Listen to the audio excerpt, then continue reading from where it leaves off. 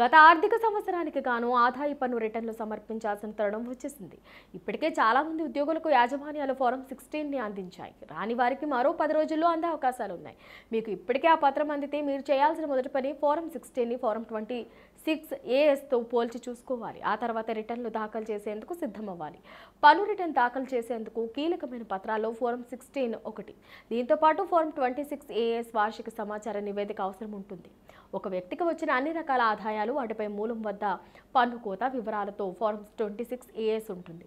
వేతనంతో పాటు బ్యాంకులు ఇచ్చిన వడ్డీ, డివిడెండ్లపై విధించిన TDSలు ఇందులో కనిపిస్తాయి. ఫారం 16లో కేవలం వేతనానికి సంబంధించిన వివరాలే ఉంటాయని మర్చిపోవద్దు. ఈ రెండు పత్రాలను క్రోడీకరించి ఉండేదే AIS. కాబట్టి పన్ను రిటర్న్ దాఖలాలు చేసేందుకు వాస్తవ ఆదాయం, పన్ను చెల్లింపులను సరిగ్గా తెలుసుకోవాలంటే ఈ 3 పత్రాలు పరిశీలించాల్సింది.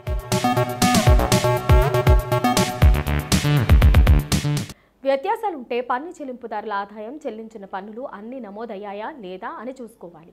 ఫారం 16, ఫారం 26ASలను దగ్గర పెట్టుకుని ఏదైనా వ్యత్యాసాలున్నాయా అని చూసుకోవాలి. తప్పులతో రిటర్న్లు దాఖలా చేయడం మంచిది కాదు. ఈ రెండింటి మధ్య తేడా ఉన్నా మీ రిటర్న్లు దాఖలా చేస్తే అవి చెల్లకపోయే ఆస్కారం ఉంది. నోటీసులు రావచ్చు, జరిమానాకు అవకాశం ఉంటుంది. కాబట్టి రిటర్న్లు దాఖలు చేయకముందే ఈ రెండింటిని సరిపోల్చుకోవడం అవసరం. తప్పులుంటే ఫారం 16, ఫారం 26ASలలోనూ వివరాల్లో తేడాలుంటే ముందుగా మీ యాజమాన్యాన్ని లేదా TDS చేసిన వారిని సంప్రదించాలి. మీరు ఉద్యోగం చేస్తున్న సంస్థ దాన్ని సులభంగానే సరిచేసుకునేందుకు అవకాశం ఉంటుంది. సవరించిన TDSను ఫైల్ చేసి కొత్త ఫారం 16, ఫారం 26ASలను అందిస్తుంది.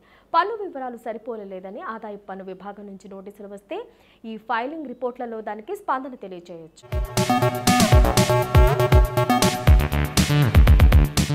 AISను చూడాలి. ఆదాయ వనరులతో పాటు TDSకు సంబంధించిన వివరాలని నిశితంగా పరిశీలించడం తప్పనిసరి. ప్రస్తుతం ఉన్న సాంకేతికతతో పన్ను విభాగం ప్రతి ఆదాయాన్ని నమోదు చేస్తుంది. ఉదాహరణకు పన్ను రిఫండ్, పొదుపు ఖాతా నుంచి వచ్చిన వడ్డీ, డివిడెండ్ ఆదాయం, పొందిన అద్దె, స్థిరాస్తుల క్రయ విక్రయాలు, షేర్ల లావాదేవీలు, విదేశీ చెల్లింపులు, ఇలా ప్రతి అంశం వార్షిక సమాచార నివేదికలో కనిపిస్తుంది. కాబట్టి ఒకసారి ఈ పత్రాన్ని పూర్తిగా పరిశీలించాలి. ఆదాయ పన్ను పోర్టల్లో లాగిన్ కావడం ద్వారా దీన్ని పొందొచ్చు. ఒకవేళ ఇందులో తప్పులు ఉన్నట్లు గమనిస్తే అక్కడే ఫిర్యాదు చేసినందుకు అవకాశం ఉంటుంది. 1-2 సార్లు మీ వివరాలన్నీ పరిశీలించుకున్నాకే ఈ నిర్ణయం తీసుకోవాలి. వివరాలు సరిపోకపోతే పన్ను రిటర్న్స్ని మరింత సులభతరం చేసే క్రమంలో ఆదాయ పన్ను విభాగం ఎన్నో మార్పులను తీసుకువచ్చింది.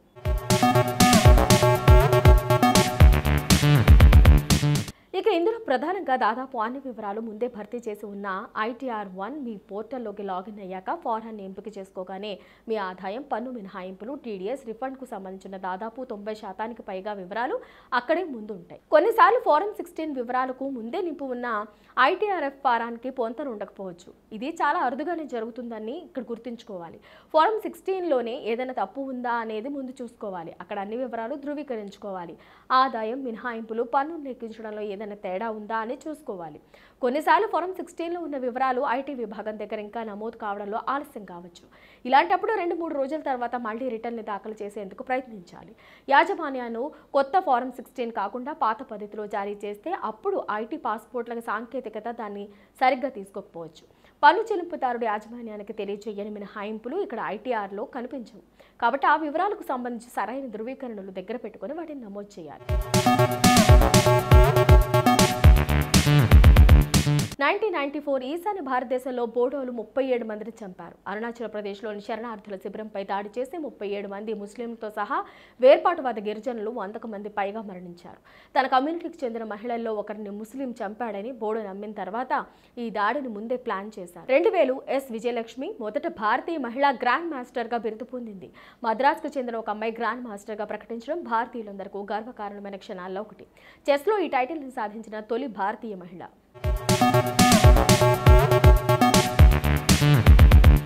2005 లాన్స్ ఆర్మ్స్ట్రాంగ్ 7వ టూర్ డి ఫ్రాన్స్ను గెలుచుకున్నాడు. జూలై 24, 2005న American cyclist Lance Armstrong record స్థాయిలో వరుసగా 7వ టూర్ డి ఫ్రాన్స్ని గెలుచుకున్నాడు. క్రీడ నుండి విరమించుకున్నాడు. ఆర్మ్స్ట్రాంగ్ వృషణ క్యాన్సర్ నుంచి బయటపడిన తర్వాత సైక్లింగ్ గొప్పతనాన్ని, అతని ఎదుగుదల ప్రపంచవ్యాప్తంగా క్యాన్సర్ రోగులు మరియు అభిమానులను ప్రేరేపించింది. యునైటెడ్ స్టేట్స్లో అతని క్రీడ యొక్క ప్రజాదరణను గణనీయంగా పెంచింది. 1943 ఆపరేషన్ గొమర్రా ఫైర్ స్టార్మ్లలో మొదటిది. ఆపరేషన్ గొమర్రా అనేది 2వ ప్రపంచ యుద్ధం సమయంలో జర్మన్ నగరమైన హాంబర్గ్ను లక్ష్యంగా చేసుకున్న బ్రిటిష్ మరియు అమెరికన్ బాంబు దాడుల శ్రేణి. ఈ ఆపరేషన్ జూలై 24, 1943న ప్రారంభించబడింది. ఆగస్టు 3, 1943 వరకు చాలా రోజులు కొనసాగింది. కల్వకుంట్ల తారక రామారావు తెలంగాణ రాష్ట్ర సమితికి చెందిన రాజకీయ నాయకుడు. సిరిసిల్ల నియోజకవర్గం నుంచి ఎన్నికైన శాసనసభ్యుడిగా ప్రాతినిధ్యం వహిస్తున్నాడు. 2014 నుంచి తెలంగాణ రాష్ట్ర సమాచార సాంకేతిక, municipal administration and urban development, textiles, NRI affairs మంత్రిగా పనిచేశారు. ఈయన తెలంగాణ తొలి ముఖ్యమంత్రి కల్వకుంట్ల చంద్రశేఖరరావు కుమారుడు. ఈయనకు తెలుగు, ఇంగ్లీష్, హిందీ, ఉర్దూ భాషల్లో ప్రావీణ్యత ఉంది. 2008లో తెలంగాణ రాష్ట్ర సమితి రాష్ట్ర ప్రధాన కార్యదర్శిగా ఎంపికయ్యారు. తారక రామారావు 1976 జూలై 24న కల్వకుంట్ల చంద్రశేఖరరావు, శోభన దంపతులకు తెలంగాణ రాష్ట్రంలోని సిద్దిపేటలో జన్మించారు. తెలంగాణ రాష్ట్ర ఉద్యమంలో భాగమయ్యేందుకు అమెరికాలో ఉద్యోగాన్ని వదిలి 2004 నుంచి పరోక్ష రాజకీయాల్లోకి వచ్చారు. 2004 పార్లమెంట్ ఎన్నికల్లో కరీంనగర్ లోక్సభ స్థానం నుంచి గెలిచిన కేసీఆర్ తెలంగాణ ఏర్పాటుపై కేంద్రం నిర్లక్ష్యం చూపడంతో ప్రత్యేక రాష్ట్ర ఆకాంక్షను ప్రపంచానికి చాటేందుకు 2006లో ఎంపీ పదవికి రాజీనామా చేశారు. అనంతరం జరిగిన ఉప ఎన్నికల్లో కేసీఆర్ 2 లక్షల పైచిలుకు మెజారిటీతో గెలుపొందాడు. ఈ ఉప ఎన్నికల్లో కేటీఆర్ చురుకైన పాత్ర పోషించారు.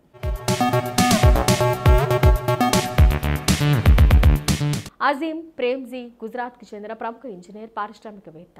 భారతదేశపు అతిపెద్ద సాఫ్ట్వేర్ సంస్థల్లో ఒకటైన విప్రో సంస్థకు అధ్యక్షుడు. ఫోర్బ్స్ కథనం ప్రకారం ప్రేమ్జీ 1999 నుంచి 2005 వరకు భారతదేశపు అత్యంత ధనవంతుడిగా కొనసాగాడు. అజీం ప్రేమ్జీ గుజరాత్ నుంచి వచ్చి ముంబైలో నివసిస్తున్న ఒక షియా ముస్లిం కుటుంబంలో జూలై 24, 1945లో పుట్టారు. ఆయన తండ్రి MH Premji western India vegetable product company అనే సంస్థకు యజమాని. ఈ సంస్థ వంట నూనెలు ఉత్పత్తి చేసేది. ఆయన తాత బర్మాలో బియ్యం వ్యాపారం చేసేవారు. అజీం తండ్రిని మహ్మద్ అలీ జిన్నా పాకిస్తాన్కు వెళ్లమన్నా ఆయన వెళ్లలేదు. ముంబైలోని సెయింట్ మేరీ స్కూల్లో ప్రాథమిక విద్యను అభ్యసించారు. స్టాన్ఫర్డ్ యూనివర్సిటీలో ఎలక్ట్రిక్ ఇంజనీరింగ్లో విద్యను అభ్యసిస్తూ ఉండగా తండ్రి 1966లో హఠాత్తుగా కనుమూయడంతో చదువును అర్థాంతరంగా వదిలిపెట్టి వ్యాపార వ్యవహారాలు చూసుకోవాల్సి వచ్చింది. అప్పటికే ఆయన వయసు 21 ఏళ్లు. తర్వాత 30 ఏళ్లకు మళ్లీ పట్టుబడి అక్కడ ఇంజనీరింగ్ పూర్తి చేశారు.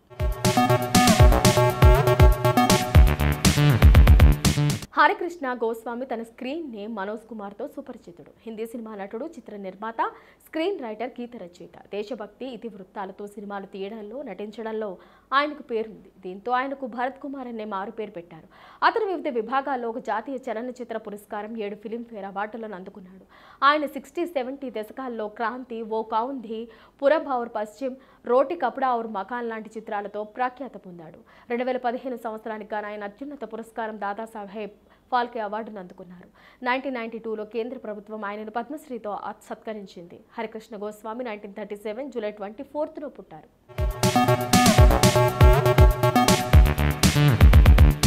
విజయ్ యాంథోనీ భారతీయ సంగీత స్వరకర్త, నేపథ్య గాయకుడు, నటుడు, సినిమా ఎడిటర్, గేయ రచయిత, ఆడియో ఇంజనీర్, చిత్ర నిర్మాత. అతను తమిళ చిత్ర పరిశ్రమలో ప్రధానంగా పనిచేస్తున్నాడు. అతను 2005లో సంగీత దర్శకుడిగా చిత్రరంగంలో అరంగేట్రం చేశాడు. ఉత్తమ సంగీత విభాగంలో నాకముక్క అనే సినిమా ప్రకటనల పాట కోసం 2009 కేన్స్ గోల్డెన్ లైన్ను గెలుచుకున్న మొదటి భారతీయుడు. ఈ పాట ద్వారా అతను గుర్తింపు పొందాడు. 2011 క్రికెట్ ప్రపంచ కప్లో ఇది పాడబడింది. తన తొలి చిత్రం 2012లో నాన్ అయినప్పటికీ సలీం, పిచ్చేగారన్, సైతాన్, యమన్, కొలేగరన్ వంటి యాక్షన్ థ్రిల్లర్ చిత్రాలలో తన పాత్రలకు మంచి పేరు తెచ్చుకున్నాడు. విజయ్ యాంటోనీ కన్యాకుమారి జిల్లాలో నాగర్కోయిల్లో 1975 జూలై 24న జన్మించాడు. క్రైమ్ థ్రిల్లర్ నాన్ చిత్రంలో విజయ్ యాంటోనీ ప్రధాన పాత్రలో నటించాడు. యాక్షన్ థ్రిల్లర్ సినిమా సలీంలో నటుడుగా, సంగీత దర్శకుడిగా పనిచేశాడు. 2 సినిమాలు స్లీపర్ హిట్స్. 2015లో అతను రొమాంటిక్ కామెడీ ఇండియా పాకిస్తాన్లో నటించాడు, కానీ సంగీత స్వరకల్పన చేయలేదు.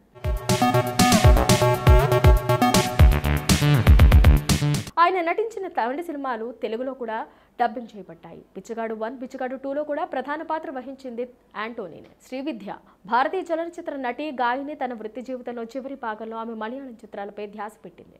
పలు చిత్రాల్లో తల్లిగా ఆమె నటన గొప్ప ప్రశంసలు అందుకుంది. శ్రీవిద్య వ్యక్తిగత జీవితమంతా విషాదభరితమైంది. రొమ్ము క్యాన్సర్తో మరణించేంత వరకు ఆమె తన వృత్తిలో ఒడిదుడుకులన్నింటినీ నిబద్ధతతో ఎదుర్కొంది. శ్రీవిద్య 1953 జూలై 24న భారతదేశంలో తమిళనాడులోని చెన్నైలో తమిళ చిత్ర హాస్య నటుడు కృష్ణమూర్తి, కర్ణాటక శాస్త్రీయ సంగీత గాయని ఎంఎల్ వసంతకుమారి దంపతులకు జన్మించింది. 1970ల మధ్య కాలంలో ఆమె తమిళ చిత్ర పరిశ్రమలో బాగా నిలదొక్కుంది. ఆమె నూత్రకు నూరు, సులతాన్, నినిక్రేన్, అపూర్వ రాగంగల్ వంటి చిత్రాల్లో నటించింది. చివరికి 2 చిత్రాలకు కె. బాలచందర్ దర్శకత్వం వహించారు. అపూర్వ రాగంగల్ చిత్రంలో ఆమె తమిళ చిత్రాల్లో అప్పటి వర్ధమాన నటులు, ఇప్పటి సూపర్ స్టార్లైన రజనీకాంత్, కమల్ హాసన్లతో నటించింది. ఈ చిత్రం ఆమె జీవితాన్ని మార్చేసింది. ఆ చిత్రంలో ఆమె రజనీకాంత్ భార్యగా, కమల్ హాసన్ ప్రేయస్గా నటించింది. ఆ చిత్ర నిర్మాణ సమయంలో ఆమె కమల్ హాసన్తో ప్రేమలో పడింది.